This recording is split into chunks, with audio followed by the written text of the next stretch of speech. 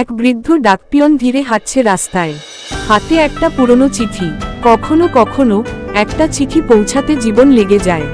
সে এসে দাঁড়ায় একটা পুরনো বাড়ির সামনে, দরজায় লেখা রাহুল সেন। এই ঠিকানার শেষ চিঠি, আজ ফেরত দিতে এসেছি। হাতে ধরে থাকা চিঠি, তাতে লেখা মায়ের জন্য।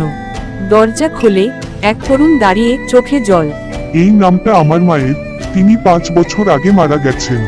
বৃদ্ধ কাপা গলায় বলেন, চিঠিটা আমি তখন হারিয়ে ফেলেছিলাম, আজ খুঁজে পেলাম। ছেলে চিঠি খুলে পড়ে। বাবা, আমি জানি তুমি বড় হয়ে আমাকে খুঁজবে। মনে রেখো, আমি সব সময় তোমার পাশে আছি।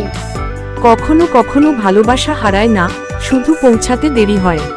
আকাশের দিকে তাকিয়ে রাহুল হাসছে, বৃদ্ধ ডাকপিয়নের চোখে জল। ভালোবাসা সময় মাপে না, শুধু অপেক্ষা করে। গল্পটা যদি ভালো লাগে তাহলে অবশ্যই চ্যানেলটা সাবস্ক্রাইব করবে, লাইক, কমেন্ট এবং শেয়ার করতে ভুলবেন না প্লিজ।